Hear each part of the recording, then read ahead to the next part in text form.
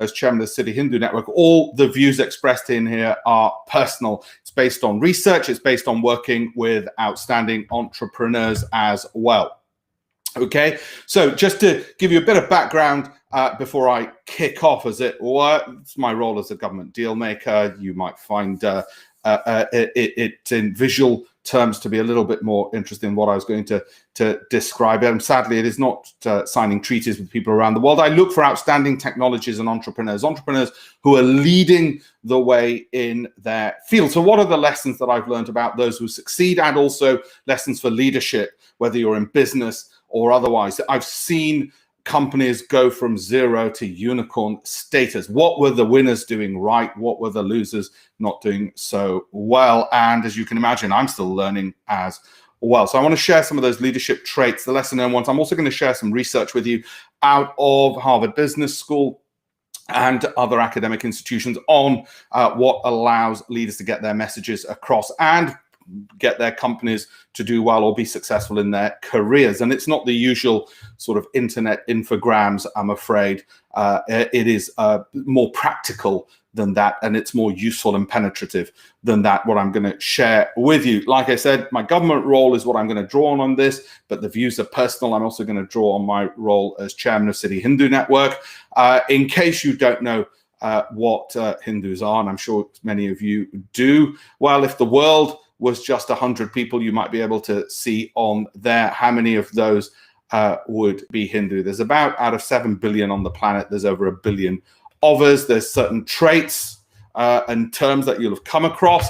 I'm not going to draw upon these so much in my talk, but you will know, and I'm sure you've heard of things like dharma and karma, even maya as well, okay? And most of us tend to come from India, and many of us live in the UK and the United States. But let's go back to the issue of leadership. What does it actually look like?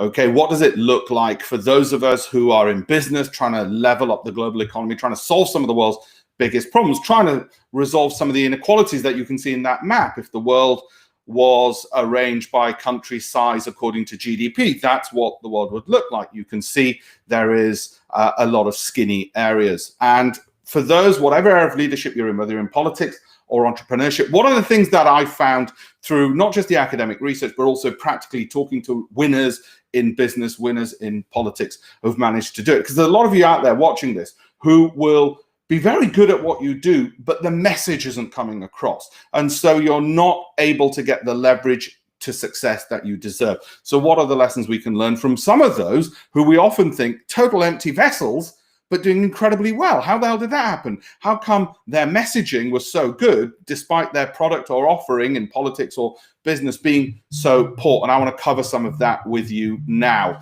okay, in this, okay?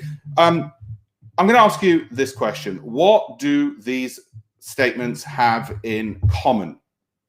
Okay, in 1981, the British government met to discuss the best business person to front a campaign about what citizens would do in the event of a nuclear attack. On the names put forward was England football team captain Kevin Keegan. You might think that odd. It won't be in a second. What does this statement also have in common with that? Research suggests executives with squarer, more angular faces are far better in salary negotiations, are far better in salary negotiations compared to rounder-faced, it's probably me, equally competent colleagues. And it's true whether you're a man or a woman. Yeah, I've got a CrossFit session in about 3 hours as well to get a more angular face. What do those two statements have in common with this third one? A recent study found that the most watched TED Talks on topics such as leadership are made by presenters who use twice as many hand gestures as those who present on similar topics in less animated fashion. Same topic, same content. One was getting listened to and getting ahead than another. And we sometimes say, oh, well, that's just it's the TikTok generation. They don't, they're all style over substance. it's getting results. What can we do about this? What are the lessons out of research and practical lessons that I've learned from my observations of dealing with entrepreneurs as a deal maker for the government as well? What are we seeing, which are some of the traits of success? Well, you'll have come across the term hard and soft messengers. Hard messengers possess status. Okay, research shows 4 important traits that contribute to status-driven messenger success: socioeconomic position, competence, dominance, attractiveness. All of these factors will suggest status, and status is a hard messenger, and hard messengers tend to succeed. This is not me saying you go out and rent a Lamborghini, stand in front of it, and suddenly you'll be able to sell your product. Obviously, people are a bit more attuned to reality and authenticity than that. But we're going to build upon what this means in terms of your messaging, whether you're in a career, an entrepreneur, or in business, or a politician. People are also less likely, their behavior changes, less likely to honk at higher status cars. In other words, hard messengers get certain privileges in life. And we know this, and it annoys us. And like I said, those hard messenger traits, we need to bring out more. How do we do it? What do we do? So that's what I'm going to build upon in this. The reason you've got Pierce Brosnan there is that he conveys some of those hard status. You know, we hear about Instagram and influencers. They're looking for some of these hard messengers in an authentic, correct way. So where do we find them, and how do we bring that out in our own messaging so that all the hard work we're doing is not lost because our messaging is poor? Hard messengers, like I said, status. Okay, they bring those traits, and that's one example of it. Even people like me, slightly rounder faces, get to be brand ambassadors around the world as well. The messaging has become important, not just, as so many of you listening to this, the expertise. The old focus on expertise is just the building block. Research from Joseph Marks, who's a PhD, on what factors get people listened to. Well, charismatic messengers beat considered ones. And that frustrates us, particularly in politics. But it'd be far better to be both considered and charismatic. An attractive one trumps an accurate one. I said Trump there, didn't I? An attractive one trumps an accurate one.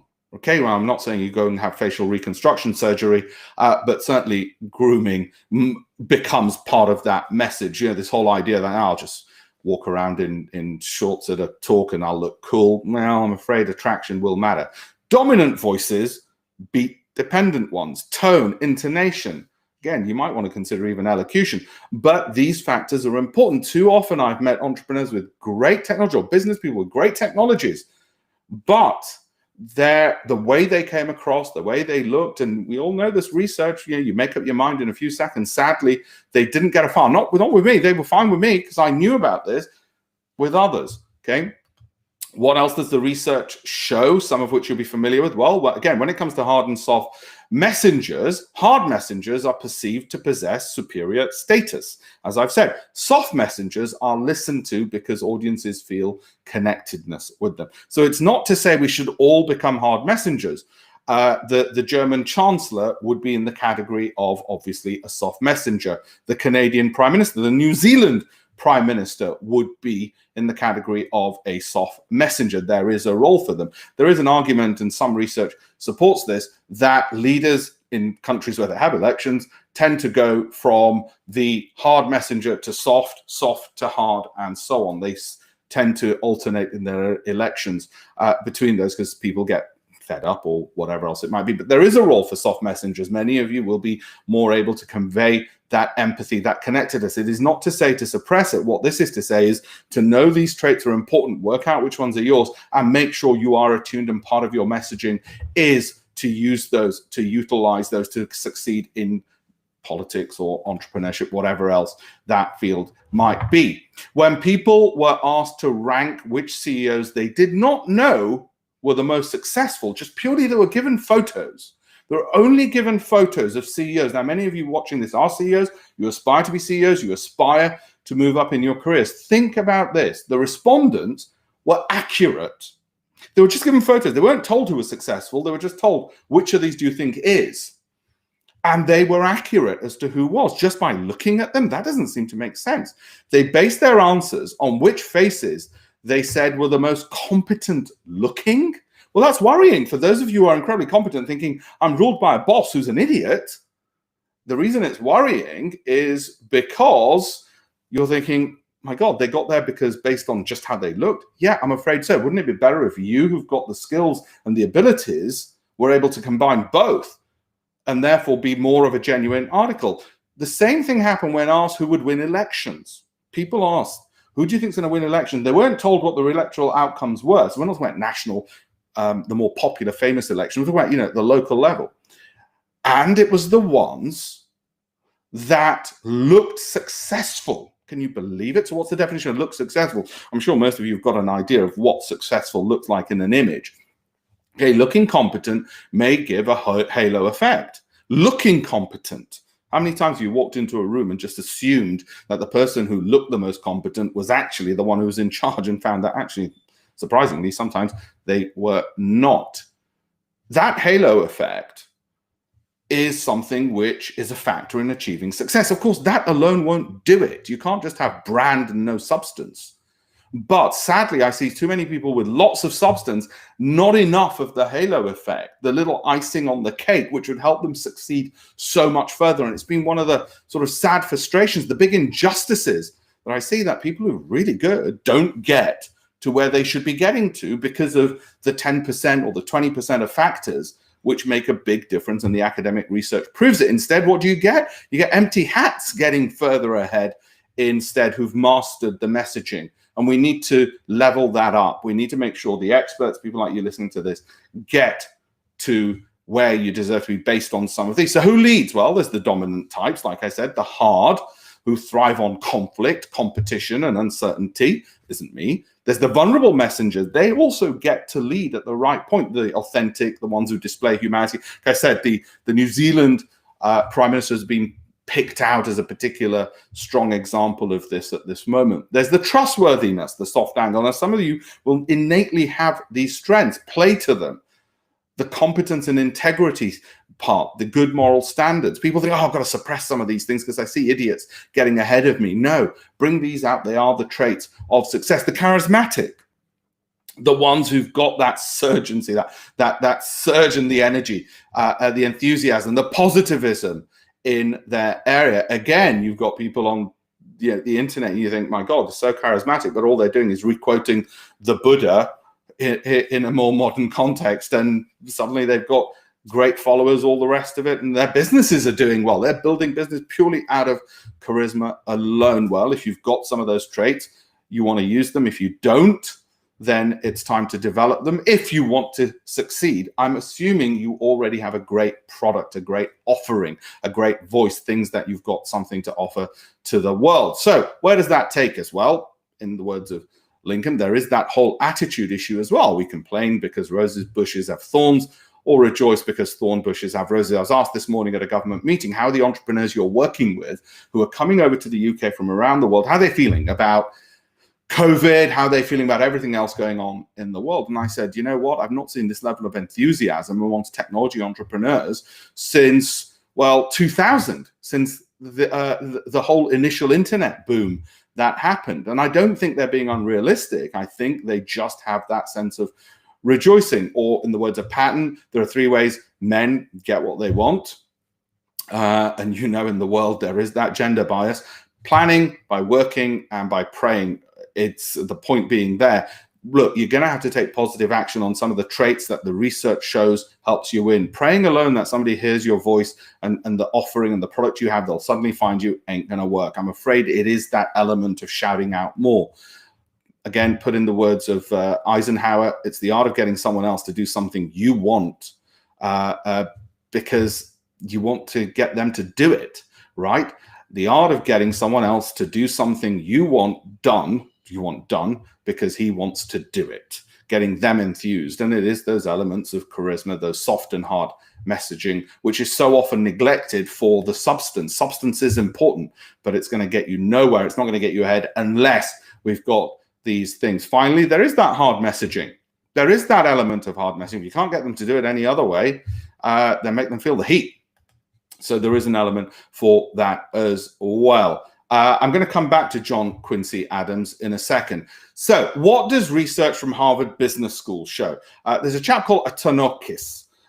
He's Greek, as you can guess from the names. He researched the leadership qualities and did academic research on it. So it wasn't the modern day infograms and sort of the superficial analysis that we so often see in the little quote on Twitter. We're talking proper academic research. You can look it up. It's Harvard Business Review have published it. Harvard Business School did it. And there's been many others who've done it. When I was at university and we were reading politics, that was the difference between different types of leadership. There's been a lot of academic research done on it. What he found critical were the people who were perceived, and remember, perception was important because just having a great offering wasn't enough. The messenger and the perception was critically important. The ones who we took time to use metaphors and analogies tended to get ahead. Those who use stories and anecdotes, contrasts, tended to get ahead. It's often said that Barack Obama became president when he gave his speech at the Democratic National Convention in, what was it, 2004 or 2008, something like that, 2008, I think it was. That's when he became president, because of the anecdotes, the metaphors. You won't get a political speech nowadays, a major one, without them saying, Julie from the council flat in, oh, they're overdoing it. So you've got to be aware of that. But these were perceived as being leaders in the nature in which they talked about, whether it's the tech entrepreneurs or the politician. The three-part list: the moral conviction of what they were doing, the belief that what they're doing is good beyond the product they're offering. I deal with a lot of entrepreneurs, and what they're now telling me about, and what I want them to do, is tell me about how they're solving the world's biggest problems. I've got companies like CitySpotter I've worked with who are helping remove fake news using algorithms. For instance, Credit Enable helps people to get the loans they should in their businesses because they're helping banks find credit risk, which is good and bad. So they're really helping banks become more efficient so money gets to where it should do. Otherwise, you could have just said, yeah, there's a fintech company. No, it wasn't a fintech company. CitySpotter isn't an AI company. They are solving some of the world's biggest problems. They're showcasing their moral conviction, the bigger purpose of what they're doing, so they get better quality of staff, they get more people behind them, and the product deserves that. There's HippoCabs. Summit, another technology company out of India, brought to the UK. It's like Uber for ambulances. Oh, it's like Uber. Is it car transportation? No, what it does is it makes sure that hospitals don't have to rely on ambulances to take people back after, say, dialysis, i.e. non-urgent cases of returning people home, but they can use medically equipped cabs and train people to do it. Saves a fortune potentially for the NHS. Okay, so it was converting what you're doing into that bigger story and making that message come across in your daily work. All the speeches you're giving, or the webinars, or whatever else, using the metaphors, analogies, anecdotes, using all of these techniques. And Atonokis found through his research at Harvard Business School, this got people ahead. Can you believe it? It got people ahead, okay? So it is important. It is incredibly important. Talk about charisma. People think, oh, can that be learned? And don't forget, from the word charisma comes charm. It's a Greek word, and comes also charm. If you don't know what charisma is, it's charm. It's that politeness, it's body gestures, facial expressions, that animated voice tone. How often will a PhD tell us something which might revolutionize the world, but we'd switch off because they don't have the messaging abilities? And I'm afraid the duty lies on them, not on the listener. The duty is on the speaker, on the messenger, to get it right, especially if what they believe they're providing is that important. If you believe what you're doing in your technology company, entrepreneur, business, or in your career is that important, if you think you really are that good, then set that expectation of yourself that you are going to have and learn what are the traits of charisma, which does include confidence, I'm afraid. It does include a degree of self-belief, and also those speaking abilities, the animated tone and the body gestures. I'm afraid things you might think are superficial. Of course, be aware of overconfidence, particularly speaking to the men out there. Cockiness won't get you very far. Being full of it, as it were, won't get you very far either. I'm still learning. So many of you might think, well, you're talking about this stuff, but I don't see you deploying it. We're all still learning. I used to be a visiting fellow at Corpus Christi College, Oxford, where I would lecture and research behavioral finance. And let me tell you one of the most important things I found about the most successful people in the world at what they do. And these were traders. These were massive hedge fund managers.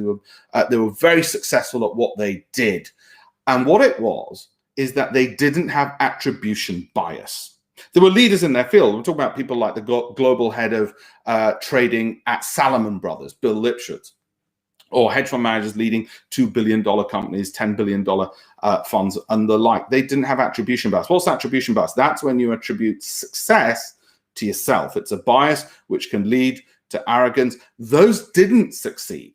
None of these people said, oh, I'm just amazing. And I don't mean they were just paying lip service to, it wasn't really me, it was my team, but I'll take the award. They didn't have the God complex. So yes, you've heard, you've got to be authentic. What does that mean? Well, there was this lack of attribution. There was space for luck. Jim Simons, probably the most successful fund manager in the history of the world, put it this way. He says, and they asked him, how come you're so successful? How come you're so good at what you do? And he said, well, luck had a lot to do with it. I don't think he was faking it. I think he was just being genuine. And for that, you got a lot more credit to it. Anyway, the successful leaders, they didn't fall foul of attribution bias. Okay. Put another way, and I said I'm chairman of City Hindu Network, and I'll revert back to the Hindu side of things. One who has control over his mind is tranquil in heat and cold, in pleasure and pain, in honor and dishonor, and is ever steadfast with the supreme self. We know we need that in this time. We talk about mental illness. Well, very often people turn to faith and religion, whether it's Christianity, Islam, Sikhism, Jainism, whatever else it might be. In effect, for me or for others, the leader is the one who has that tranquility. When we look at the speeches that our political leaders give, we're looking to see, are they calm? Or parents in crisis, are they calm? Well, it's the same thing to get ahead. The traits which the leaders exhibited time and again was that tranquility, that ability to say, even if it felt like they were going into battle, the ability to say this too shall pass, to provide perspective and calm. That was a critical factor, of course. We know it is. Practicing that, getting that across in the business environment, particularly during COVID, particularly during everything going on in the world at the moment, might seem like a big ask, but actually it's important to remember that's what gets us ahead for selfish reasons, if nothing else. Leadership is getting people also to believe in their own power. It's partly what I've already said, but that's what the research again showed, that ability to empower others. Put another way, leadership was giving people purpose and autonomy. There's a fantastic book called Drive, and where they research what some of the most successful technology companies had in common. How did Google invent Gmail? Why was it them? It wasn't just that they had loads of money. How come everybody became obsessed with, yes, these blasted things, the iPhones, when it's just a bunch of glass, metal, okay, and plastic, and yet we're so obsessed with it. And it's not simply because, oh, it helps us communicate and stay in touch with people. How come Steve Jobs could get people to work 24 hours a day, 36 hours a day? Law firms would love to know the secret to this. Some of them do know it. And it's not just simply because they were paid more. In actual fact, payment tended to remove people's competence level. So the more you paid them, the less competent they were doing the work. And this was an experiment which was done on monkeys, children, and adults. They were given simple tasks. And when those tasks which were enjoyable, so in the case of a monkey, it was a task where they pressed the button, they got a banana. A kid, it was playing with card, but through building blocks. And with adults, it was the joy of building an aircraft, a little toy aircraft. Anyway, things that they knew they enjoyed. As soon as they started giving them payment and saying, right, you're going to get rewarded, their abilities to get that same job done dropped. It wasn't out of boredom. It wasn't because they'd done the same task before. They allowed for all of that. When they were given a bigger purpose, you're not just making a phone, you're actually making people's lives better. They were given autonomy, and it was an activity which required skill. Those people excelled. That's what the research found. Again, the leaders were the ones who were able to do those things. Now, you can't do that with everybody in your staff and in your team, but those who were given the bigger purpose. And how often do leaders spend their time talking about the bigger purpose of what they're doing? They were given some autonomy, and it was a skilled task. They got ahead. Of course, I've poo-pooed infograms and all the rest of it. I'm sure many of you have seen these, but it's a good reminder and a good summary of some of the things that I've said. Yes, there are good ones out there as well. What's the difference between the manager and the leader? And I'm sure, you look at these, as I do, remember them for 5 minutes and then keep forgetting and going into sort of bad habits time and time again. But it is the ones who were consistently able to do that who got ahead. Again, the manager on the left, the leader on the right of the screen. The manager on the left, the leader on the right of the screen. Manager on the left follows the map, the leader carving those new roads. Okay, the manager assigns the duties, the leader fostering the ideas. I had a great government talk this morning with the head of the Global Entrepreneur Program, and he ticked all the boxes on the right-hand side. He said, look, guys, what are the new innovative ideas? What are the new great ways? How do we keep doing and excelling and bringing these global entrepreneurs from around the world to the United Kingdom? It was about fostering ideas. It wasn't just simply, you do this, you're going to do that, you're going to do this.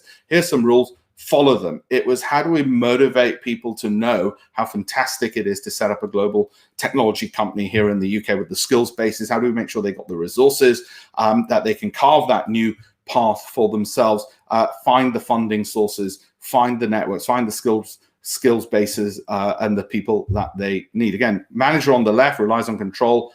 The one on the right is inspiring trust. And you know what the great thing is? Once you start becoming more of that leader, life becomes a hell of a lot easier, both in your work and elsewhere. As a result, and the results come thick and fast as well.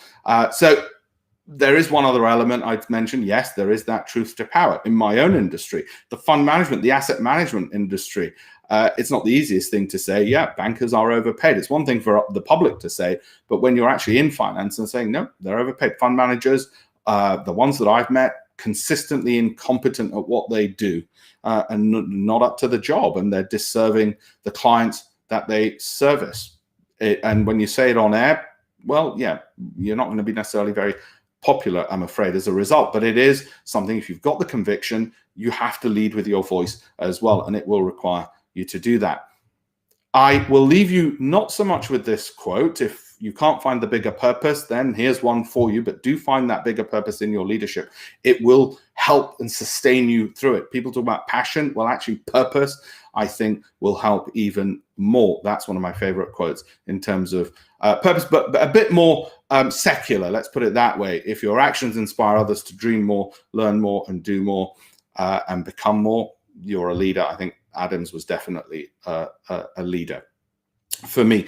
So I hope you found this useful. Like I say, it's the talk that I give each year.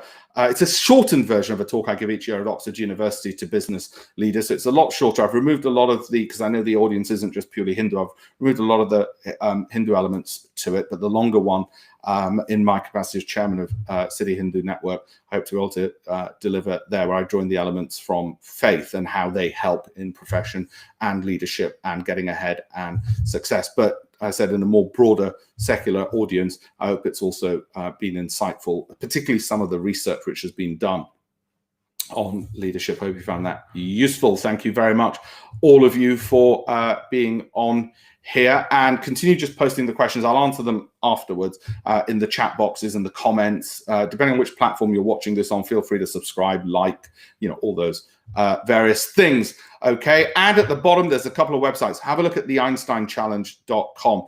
It's the technology companies I've been working with who are solving some of the world's biggest problems, and how we in the Global Entrepreneur Program, like I said, part of the Department for International Trade, have been showcasing some of those companies and what those entrepreneurs are doing and what they're doing so right as leaders in their own right, and getting that product out there to solve some of these critical crisis technology solutions that they have. Okay, everyone, thank you.